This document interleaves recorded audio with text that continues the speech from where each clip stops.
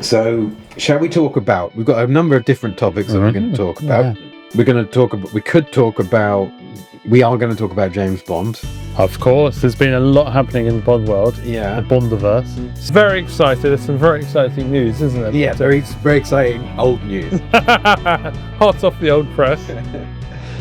So there's a new director, isn't there? Denis Villeneuve. DV, as we call him in industry circles. And he's been working We with can call him. Shall we call him Dennis? Dennis. We're calling him Dennis Villeneuve, not to be mistaken with the racing car driver, Jacques Villeneuve. But he's been working with Timothy Chalamet. Yeah. On Dune. June. Is it June? That's Dune. what say in Dune. English. Yeah. How does Sting say it? So the what I'm going to say what I think. Okay, all right. I was very sort of annoyed about the fact that Prime bought it. Cary Grant. No. That's who won the Oscar. Oh, really? It was Cary Grant. No, Yeah. Cary Grant's not in To Kill a Mockingbird. It's the one that he looks a bit like. Anyway, don't do it. It ruins the magic. Go on, you go, Cary away. Right. So, I don't know what I'm talking about. I've forgotten. We're talking about Denis Villeneuve. Denis Villeneuve, and he's doing Dune, but you're worried that he's going to take too long. Right. So I was very upset when I found out that Amazon Prime had bought Eon Productions, but it's Eon that's in part of Lionsgate. It's not Lionsgate. It's Metro. MGM, yeah. So they didn't buy Eon. No. Bezos bought MGM, But they bought it because they wanted Bond. Yeah, because they had the distribution rights. Yeah. So anyway, I was a bit disappointed about that. Then I thought about it a bit more, and I thought, do you remember Sony also bought it? James Bond. It used to be Sony. Do you remember? Remember Sony always came up Did they? before the James Bond film. Oh, right. Okay. Yeah, so they used to have them. Sony's a massive machine as well. I know, but I guess the difference is that was at a time Disney has kind of blown the doors off with its universes. I mean, Disney's bought up nearly every franchise. They've got Marvel, they've got Star Wars, they've got the Muppets. But so they've really exploited all of those films with stories and stories. So that's the only change. So the question is, will Amazon do the same? Oh. And so you'll have origin story of Knick Knack.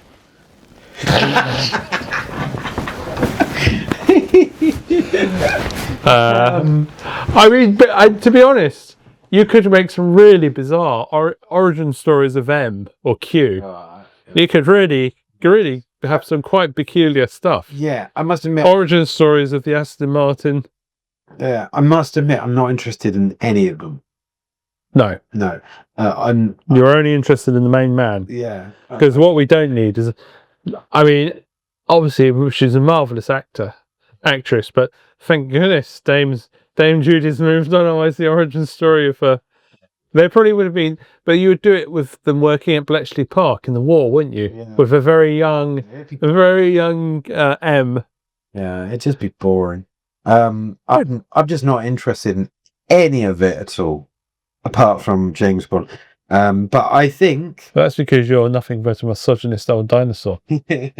But I do think that what do I think? That Denis Villeneuve will do a very good film. What's it called? Who is it? Gregory Peck. Okay. So I think he'll make a great film. But as I've said, so Sam Mendes, right? He directed Skyfall and Spectre, right? Mm-hmm. And it basically looks a bit like how you imagine Christopher Nolan would make a James Bond film. And then you've got so you've got him. He did that, and then I reckon Denis Villeneuve. He's pretty similar to like the look and everything, and the seriousness is fairly similar to Sam Mendes and Christopher Nolan. So I'm just worried that they're just going to he's not going to be allowed to make that great. Well, I think I think the real problem is that, bizarrely, I think, what's the story going to be? Yeah, I know you've got a... Do you want to say your story, I think? No, I'm not going to mention the David Bowie. Sorry. No, what I mean is, you have a situation... So Bond's always... The baddies in Bonds have always skirted around reality of what's currently going on in the world. And particularly, obviously, in the 60s and 70s, it was always this mad space idea of these megalomaniacs. So now the person who owns the Bond franchise flies into space in his space rocket. So do they do a story about a mad billionaire, Elon Musk, who wants to fly into space and control the world's population, as he's been doing? I think it's a great idea. Yes, but can it be done by the people who own the franchise? Similar. So how do they go with this? Really, that's the interesting thing. Yeah, well, okay, so they can't go... They could go eco. Yeah, okay, so you've got a number of different things. You can't start again. Can't do a Bond being... Well, they've exhausted the books, haven't they? Yeah. But what I'm actually talking about is they can't... You can't do a Bond film where he's becoming Bond again, because they did that quite... Yeah. The best. The best. So they have killed him off, though. Yeah, and now I understand why they did it, because they were like going... Eon were going, right, we've done it. Well, that's it. Yeah, they were drawing a line under it. Yeah. No one really. So you can always say, well, it's not a proper Bond film, because it's post... Oh, yeah, afterwards you can say that, yeah. But I would... So what was I saying? I don't know. But well, what ideas they have for... So you'll say they can't do an origin Bond, but they could potentially do one in the fact he's dead. They could just remake a Bond film. They could redo Russia for Love. Because although they're classics and they're much loved, they are very dated. So they could remake... some of the Bond films. Russia with Love also is a really good book. It's the best. I think it's the best book from my memory. I read it a long time ago. Really simple but believable story. And then I've always been going on about them to make You Only Live Twice properly. But I mean, they wouldn't be able to do it like... They have to cut out all the racism. Yeah. But there's a really good bit where he goes to this island, and I'm sort of obsessed with the fact that he goes to the island to kill Blumen, what's his name? Spencer. Yeah. I can't remember, was it Black Belt? And they could do some more, everyday crime. So Live and Let Die was drugs, wasn't it? Yeah. Or did he have was there an alternative motive? I'm getting a bit confused with that, and it's very similar to Diamonds Are Forever. Diamonds Are Forever. But he wasn't. The difference. But yeah. So he was just He was just saying doing drugs, wasn't it? It was just import and export or whatever. And the same with Diamonds Are Forever. It's just about someone that's... I'm pretty sure. I cannot remember. So he could take on a Colombian drug cartel or something. He could do something quite... war and crime, a bit like Casino Royale, which was just so they could just strip it back to... Shall we talk? Can I just say though, I know it's been said a million times, but Casino Royale was just a brilliant film. And is this the David Niven? No. What with just brilliant. And the problem was the theme song, wasn't it? Do you know my name? You know my name. Lion. Chris Cornell. Chris Cornell died.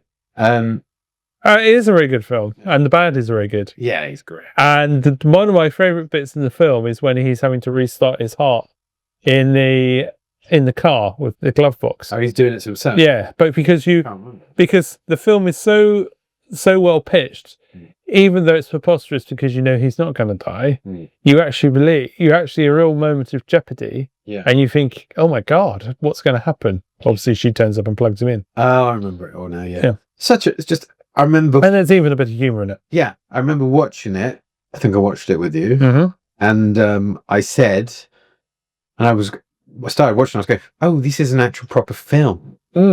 Like, it wasn't it didn't feel like a James Bond film, like with all the, it was. No, the plot of the story were more important than the character. And I just don't think, I'd love to see if someone can make a better film than... Because were they running around in the building collapsing at the end? Was that them? Or was it he just turned up at that house with a machine gun? Oh no! Yes, it's the one with it's in Venice. Yeah. Oh, that's so brilliant. Yeah. All of it's brilliant. And then the final scene is him turning up at Lake Garda. Yeah, with a machine gun. And he shoots. Yeah, it's just all of it's so good, and it's all ruined for about four films. Well, to be fair, I suppose he then tried to weave in those 4 films. It's the same story and characters, isn't it? Yeah, Mr. White and all that. Yeah, you just couldn't. You can't make a better film. No matter Vespa. what we did. Yeah, Vespa's. And there's a good joke when he's putting in the bank numbers. Oh yeah, yeah, with the guy from the bank. Yeah. That's Daniel's. I can't remember. What was it? 007 or something? Yeah, can you do your Daniel Craig impression? Oh yeah.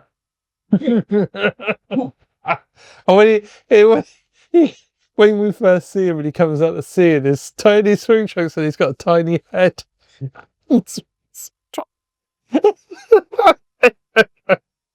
Daniel Craig. He's like he's another. He got slated when he. I remember on the news he came in a Royal Marines on that rib boat, and everybody was up in arms because they said 1, he wasn't particularly attractive, and 2, he had blonde hair. Yeah, and there's bonkers nowadays, but yeah, was it? I think the internet existed, didn't it? But it wasn't really a thing. Like it only existed for bad James Bond baddies. Yeah, because I remember everyone was up in arms, but I don't know how we communicated the fact through the newspapers. Oh yeah. I think there were online chat forums then. It was, but that was the nice days of when people were nice about it. Yeah. But he's an interesting bloke. Another one of those. Also, I suppose he has had the most successful. Well, I don't know. We need to be careful here. He's had the most. Has he had the most successful in Bond other film? Because Connery was very successful, but his most successful films were post Bond. Yeah. With Skip Roger. And Timothy. So, but I think Craig has had.